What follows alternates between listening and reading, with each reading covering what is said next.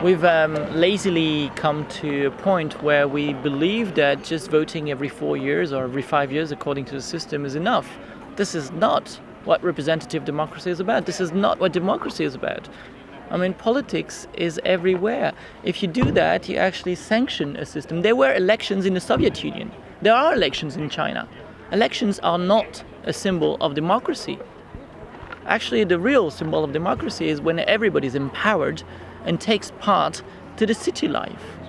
This is what democracy is about. You can have democracy without elections. Elections is just one way to decide.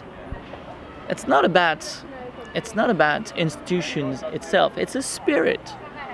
And what I see is that the discrepancy between the level of the institutions and the way people start to live their own life and the way they reclaim their autonomy, they reclaim their right to a clean environment, to a fair trade, to a better life that is not just a matter of organic food. It's just, protection from all the hazards that modern industrial life has brought into our very home.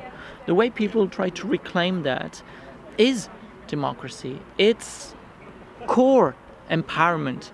They start to unite and they say, all right, let's have a cooperative on healthy organic food. Let's have a cooperative on shared use of tools or whatever. This is democracy in the making. This is democracy reclaimed, because this is freedom. And no established power can go against that. They will, but they cannot win, because this is the will of many people growing and growing. So let's not be too focused on what is dying right now. Let's be focused on how we can use this moment, this very specific historical moment, to make something better in the world.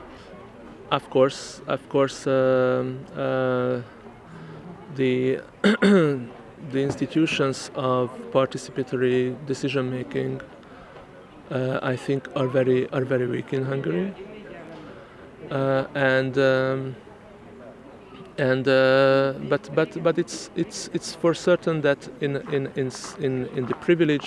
the more privileged regions of the country, urban centers, this kind of self-aware civil society is starting to wake, and paradoxically in the poorest regions of the country as well.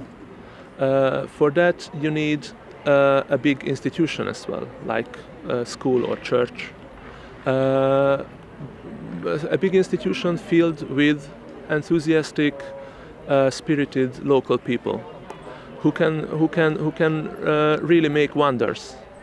You can compare two little villages who work from the same exact state resource they have, and like in one small village you have a community leader, be it a priest or a teacher, and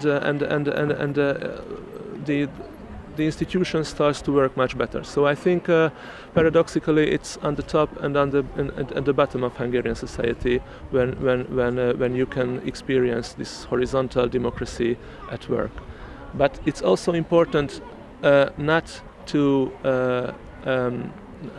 restrict our attention to this horizontal organization of civil society, and this horizontal organization of grassroots democracy. This is important, but in itself it will not be enough to run the state in a democratic manner. So it's equally important to focus on the vertical axis between the state and the individual. Free-spirited civil individuals who are working together. This is a very important basis of democracy, but but in itself it will not be enough to democratize the nation state. You need a vertical axis a really truly existing vertical axis which connects or vertical channels you need, which connect, which intermediate between the citizen and the state. And the tragedy of today's Hungary is that there's only one political force that is able to effectively create this kind of channel, and this is the extreme right-wing party Jobbik, where parliamentary deputies would go directly to the village where any kind of conflict happens between the Roma and the majoritarian villagers, and they would promise to bring this local problem to the very heart of politics. And if we leave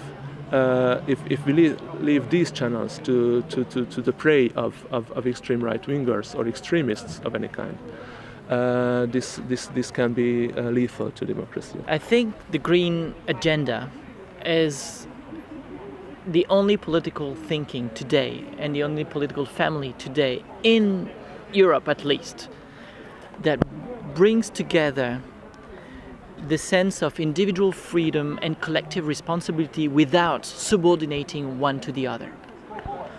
And this makes it precious. All the old narrative that you have, capitalism, nationalism, growth, identity, whatever, you name it, all of them are sacrificing the individual to an abstract common good for today or tomorrow or whenever. It cannot be that way anymore. It cannot. People don't want it anymore. There's too much experience accumulated, historical experience accumulated. This is why the green agenda has something to say. André Gorz used to say that political ecology, green, political ecology is not here to save the world. Of course, we're trying to save the planet and people and the trees and dolphins and baby seals, but the purpose of political ecology is less about saving the world than giving back some sense into lives that are losing it. This is what it's about.